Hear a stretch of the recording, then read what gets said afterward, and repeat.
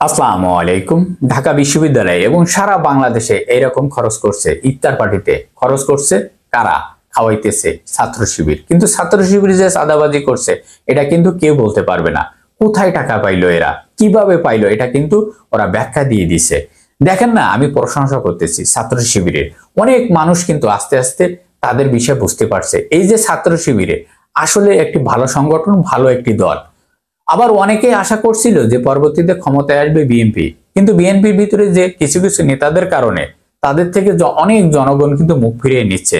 কিন্তু দেখেন, এই জুলাইয়ের 1 বছর হয়ে গেল। এই 1 বছরে কে কি পাইলো, কে কি হারাইলো, এই রাজনীতির ময়দানে কে কি পাইলো, একটু বিচার করলে আপনারা খুঁজে বের করতে পারবেন সবকিছু। একটি দলের জন্ম হয়েছে 6 মাস আগে, আরেকটি দলের জন্ম হয়েছে 45 বছর আগে, আরেকটি দলের জন্ম হয়েছে 75 বছর আগে, আরেকটি দলের জন্ম হয়েছে আরো আগে, জামাত ইসলাম। এই যে এত দল, আর এই দল নিয়েই তো রাজনীতির একটি সৌন্দর্য, তাই না? দল থাকতে হবে। আবার এই যে গৃহপালিত দল ছিল আমাদের দেশে, ইরশাদ সাহেবের একটি দল জাতীয় পার্টি, ওটার বড় অংশটা চার পাওয়ালা। ওই যে গৃহপালিত দল হয়ে গেছিল, এরকম দল কি চান আপনারা? নিশ্চয় না।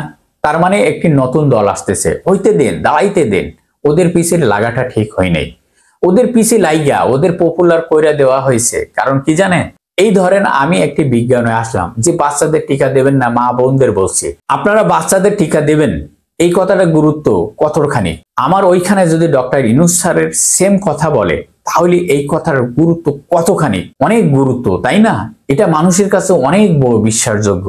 ওনারা হলো বিএনপির খুব কাছাকাছি, এনসিপি। এই যে ওনারা পোলাপান, ওদের অভিজ্ঞতা নেই, এরা রাজনীতি করতে পারবে না, এরা মেম্বার হওয়ার যোগ্যতা রাখে না, এরা চেয়ারম্যান হওয়ার যোগ্যতা রাখে না, এদের মিছিল মিটিং এ কেউ আসে না, এদের কোনো মূল্য নেই। এটা কারা বলছে? বিএনপি ভাই। এই মিডিয়া সেল থেকে এরকম প্রচার করা হয়েছে। এই যে নেগেটিভ প্রচারটা দেখেন ধীরে ধীরে পজিটিভ হয়ে গেল। কি কারণে? একটাই, সোশ্যাল মিডিয়া। এই যে দেখেন সোশ্যাল মিডিয়া সিনেমা হল খেয়ে দিছে, বুঝেন না? বাংলাদেশে 14-15 সাল সিনেমা হল ছিল, সবগুলো কিন্তু খেয়ে দিছে। মানুষ বিনোদনের জন্য হলে যাইতো, এখন আর যায় না। এখন সোশ্যাল মিডিয়া থেকে বিনোদন নেয়, বিনোদন দেয়, সমস্ত খোঁজ খবর রাখে। কে কোন পথে যাচ্ছে, কোন অ্যাঙ্গেলে কথা বলছে সবাই বুঝতে পারে। কিন্তু ভাই দেখেন, তারেক রহমান সাহেবকে নিয়ে অনেক পছানো হয়েছে। এদেশে যারা আছে তারা কিন্তু তারেক রহমান সাহেবের ইমেজটা কতটা নষ্ট করে দিছে। মনে করেন সরকার আসবে, তার অধীনে নির্বাচন হবে, উনি তো বাতিল করেছিলেন, তাই না? যে সরকার প্রধান, ওনার আন্ডারে নির্বাচন হইতে হবে। ওই যে নির্বাচনের মাধ্যমে শেখ হাসিনা ক্ষমতা ছিল, 5ই আগস্টে যাকে তাড়ানো হয়েছে শেখ হাসিনাকে।